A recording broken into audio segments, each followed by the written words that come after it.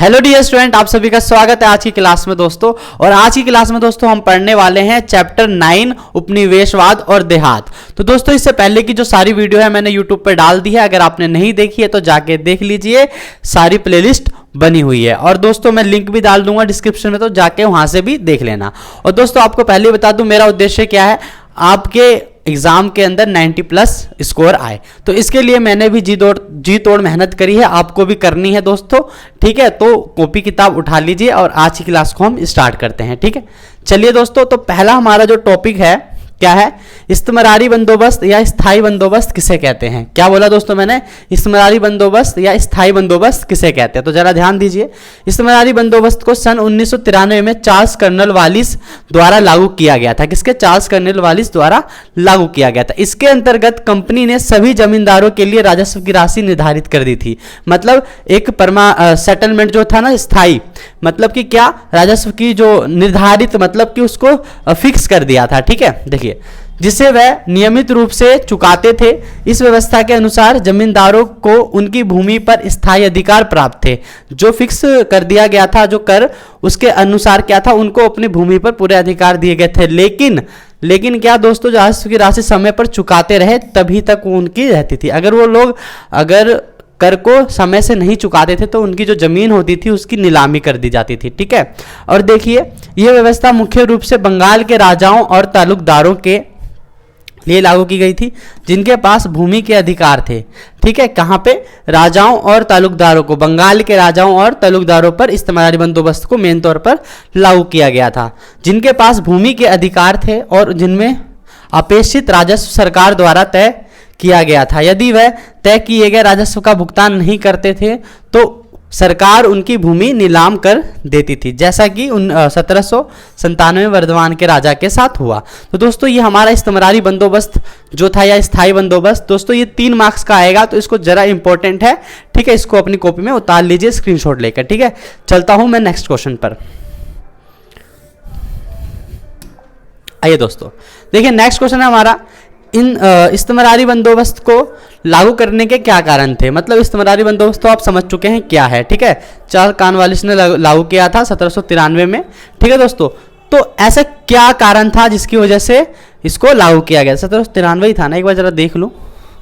हाँ, 1793 में लागू किया था। ठीक है, अब इसके पीछे के कारण, मतलब इसको लागू जो किया उसके पीछे के कारण क्या थे, हमें ये बताना है। जरा ध्यान दीजिए, देखिए, इस्तेमरारी बंदोबस्त को लागू करने के निम्नलिखित कारण थे। अब जरा ध्यान दीजिए, पहला पॉइंट है, अंग्रेजों को यह उम्मीद थी कि इस व्यवस्था से उन्हें बंगाल की विजय से उत्पन्न संकटों से उभरने का मदद मिलेगा। ठीक है, मतलब उन्होंने क्या कि इस्तेमरारी बंदोबस्त लगाया ताकि उनके पास पैसा आ जाए। ठीक है, देखिए 1770 के दशक में बंगाल की अर्थव्यवस्था संकट में आ गई। कब आ गई दोस्तों, 1770 के दशक में बंगाल की जो अर्थव्यवस्था थी क्या थी, वो संकट में आ गई थी और वहां अकाल पड़ने लगे थे। ठीक है, जिससे कृषि में निवेश को बढ़ावा देने के लिए यहां व्यवस्था लागू की गई थी, ताकि लोग कृषि के अंदर निवेश करें, इसलिए व्यवस्था लागू की गई थी। तीसरा पॉइंट, कंपनी को उम्मीद थी कि अगर राजस्व निश्चित कर दिया जाए तो किसान और व्यापारी कृषि में सुधार करेंगे। ठीक है, मतलब जो कर को निश्चित कर दिया जाएगा तो जो किसान और जमींदार होंगे वो मतलब कृषि में ज्यादा निवेश करेंगे। ठीक है, अगला पॉइंट है, अंग्रेजों को यह आशा थी कि इस व्यवस्था से उन्हें जमींदार वर्ग का समर्थन मिलेगा, जिससे वह कंपनी के पक्ष में बने रहेंगे। ठीक है, मतलब कि जमींदार लोग इनकी सेवा वगैरह करेंगे। तो जरा ध्यान दीजिए दोस्तों कि इसके मतलब ये क्वेश्चन क्या था, इस्तेमरारी बंदोबस्त को लागू करने के पीछे क्या कारण थे। ठीक है ना, बंगाल के संकट से उभरने के लिए, आर्थिक संकट से उभरने के लिए, ठीक है, कृषि के निवेश से बढ़ावा देने के लिए, और दोस्तों अगला पॉइंट क्या है, ताकि कृषि और व्यापार में सुधार हो सके। इससे अगला है कि जमींदार वर्ग का समर्थन मिल जाएगा इनको। ठीक है दोस्तों, तो ये सारे जो हैं हमारे पॉइंट थे कुछ। ठीक है दोस्तों, पता नहीं आज सांस क्यों फूल रही है मेरी, इसलिए आपको ऐसे आवाज का अनुभव हो रहा होगा, थोड़ा लग रहा है ना कि सांस सी फूल रही है। ठीक है, जरा ध्यान दीजिए, कोई बात नहीं, सब कुछ नहीं है आपके लिए।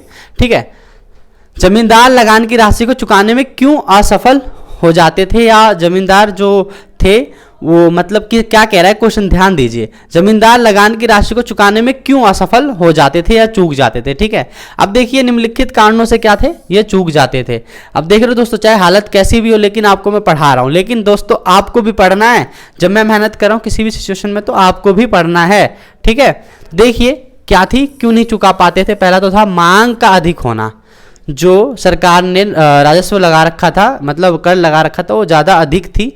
ठीक है, देखिए कंपनी ने जो राजस्व की राशि तय की थी वह बहुत अधिक थी, जिससे जमींदार समय पर भुगतान करने में असफल हो जाते थे। ठीक है, अगला पॉइंट है असमान राजस्व। देखिए कुछ जमींदारों पर ज़्यादा और कुछ पर कम राजस्व लगाया गया था, जिससे राजस्व का भुगतान करना कठिन था। देखो तो क्या है, असमान राजस्व मतलब किसी पे कम किसी पे ज़्यादा, इसलिए भी जो लोग बाग थे वो चुका नहीं पाते थे। अगला है कृषि की उपज का गिरना। देखिए 1790 के दशक में कृषि की उपज की कीमत बहुत कम हो गई थी, जिससे जमींदारों को अपने राजस्व की राशि चुकाने में मुश्किल हो रही थी। क्या थी दोस्तों?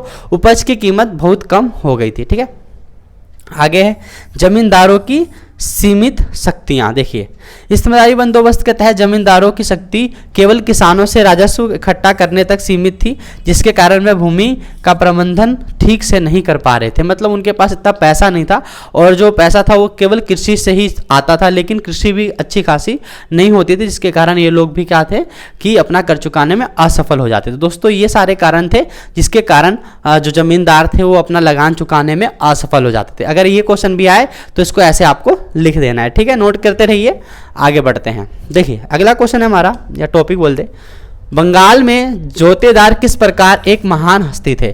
दोस्तों अगर मैं आपको एक बात बोलूं तो बुरा तो नहीं लगेगा। देखिए दोस्तों आपको पढ़ना पड़ेगा, जी जात के पढ़ना पड़ेगा, थोड़ी बोरिंग हो सकती है, लेकिन दोस्तों यही आपके जो है मार्ग जो दिखा रहा हूँ आपको, उसी से ही आपको 90+ मार्क्स अचीव होंगे दोस्तों। तो वीडियो में बने रहें, और आप खुद ही बोलोगे जब आपके एग्जाम खत्म हो जाएंगे, जब आप पेपर देखोगे हाथ में, तो कहोगे हाँ ये सर ने सारे क्वेश्चन पढ़ाए थे लेकिन मैंने पढ़ा नहीं था। तो दोस्तों अभी ही वो गलती मत करो, पढ़ने लगो, वीडियो को पूरी देखो, वीडियो को स्किप मत करो। ठीक है, अगला क्वेश्चन पे चलते हैं। बंगाल में जोतेदार किस प्रकार एक हस्ती थे। मतलब बंगाल के अंदर जो जोतेदार थे वो किस तरीके से फेमस व्यक्ति थे या फिर महान हस्ती थे। देखिए बंगाल में जोतेदार निम्नलिखित कारणों से महान हस्तियां थे। ठीक है, तो देखिए पहला पॉइंट, 18वीं सदी के अंत में जमींदारों के संकट के बीच धनी किसानों के समूहों ने अपनी स्थिति मजबूत की, जिन्हें जोतेदार कहा जाता है।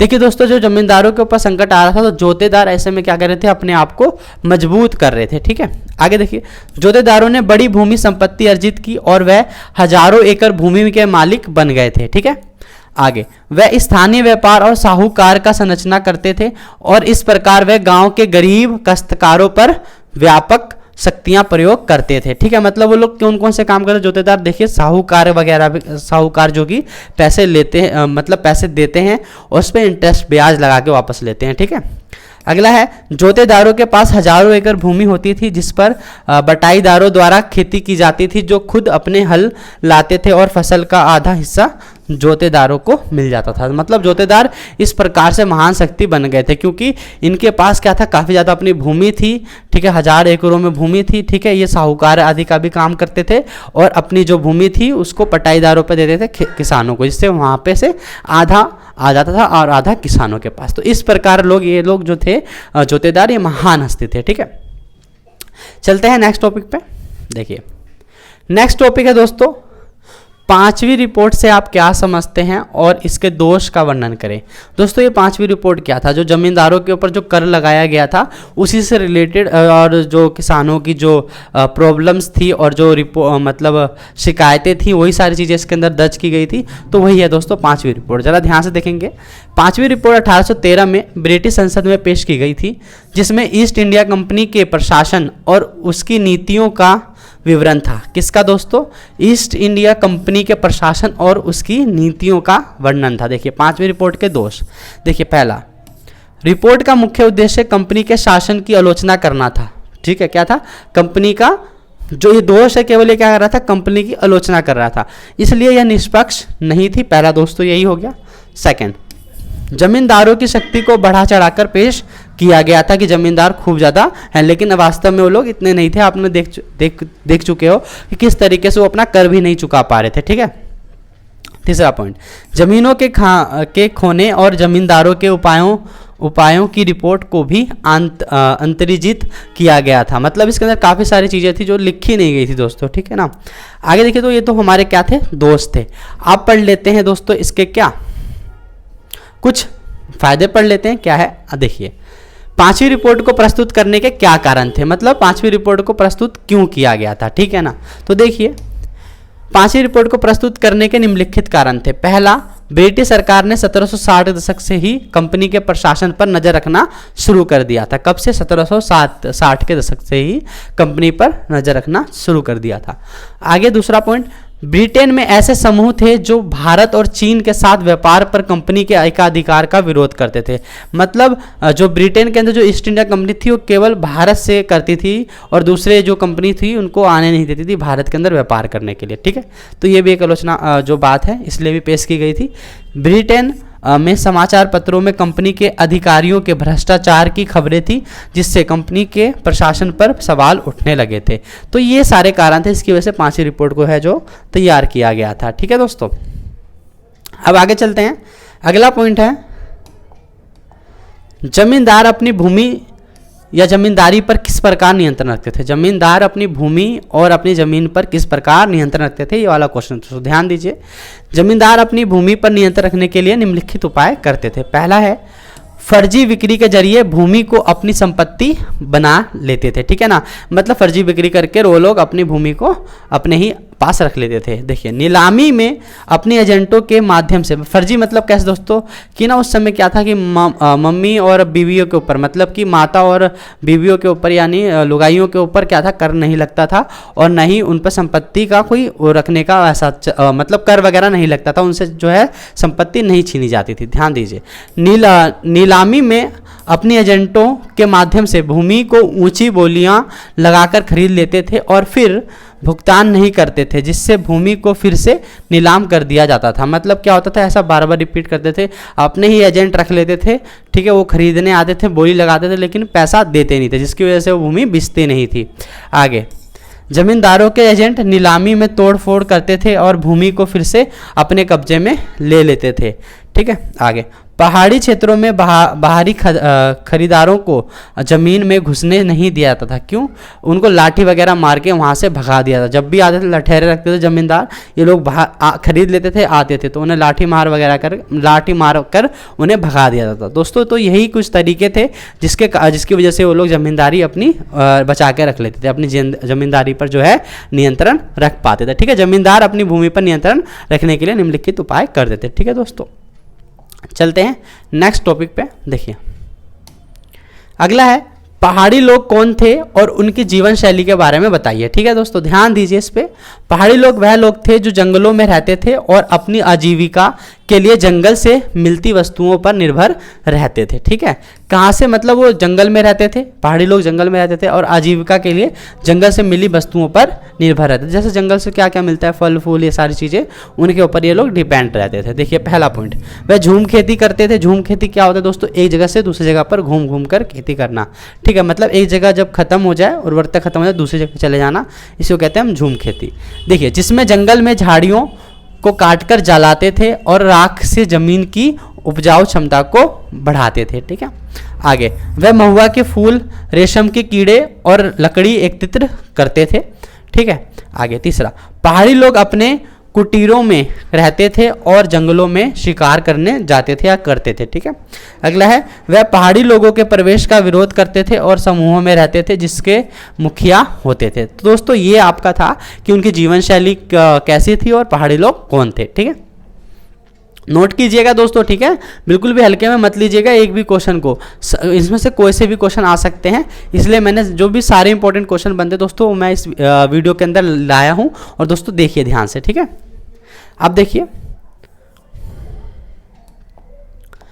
पहाड़ी लोगों के मैदानी लोगों के साथ किस प्रकार के संबंध थे, ठीक है। मैंने क्या बोला?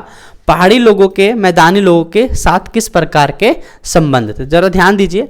पहाड़ी लोगों के मैदानी लोगों के साथ निम्नलिखित संबंध थे, ठीक है। देखिए, पहला पॉइंट, पहाड़ी लोग मैदानी लोगों पर आक्रमण करते थे। पहाड़ी लोग जो थे वो मैदानी लोगों पर आक्रमण करते थे, ठीक है। देखिए, खासकर अकाल के वर्षों में अपनी जरूरतों को पूरा करने के लिए। सेकंड पॉइंट, वह अपनी शक्ति का प्रदर्शन करते हुए आक्रमण कर देते हैं, मतलब दिखा देते कि हाँ भाई हम भी बाहुबली टाइप के हैं, हमारे पास भी शक्तियां हैं। देखिए, कभी कभी वह जमींदारों से खिराज लेकर शांति बनाए रखते थे। जो खैरात होती है ना, खिराज लिखा हुआ है इसमें, गलत है, खैरात दोस्तों, ठीक है। खैरात मतलब कि उन्हें कुछ पैसा लेकर या फिर उन जो भी वस्तु होती है वो लेकर उनको शांति देते थे, ठीक है। तो दोस्तों ये कुछ थे कि मैदानी लोगों के साथ पहाड़ी लोग इस तरीके से जो है अपना बर्ताव करते थे, ठीक है। चलिए देखिए अगला क्वेश्चन है जो कि इंपॉर्टेंट भी है। देखिए, ब्रिटिश ईस्ट इंडिया कंपनी ने पहाड़ियों को जंगल साफ करने के लिए क्यों कहा? मैंने क्या बोला? ब्रिटिश ईस्ट इंडिया कंपनी ने पहाड़ियों को जंगल साफ करने के लिए क्यों कहा? तो ध्यान दीजिए, ब्रिटिश ईस्ट इंडिया कंपनी ने पहाड़ियों को जंगल साफ करने के लिए कहा क्योंकि पहला पॉइंट, यह कृषि को बढ़ावा देने के लिए आवश्यक था, ठीक है। मतलब पहाड़ी लोग अगर जंगलों को साफ करेंगे तो वहाँ पे खेती वगैरह हो सकती है, ठीक है, जिससे राजस्व में वृद्धि हो सकती थी।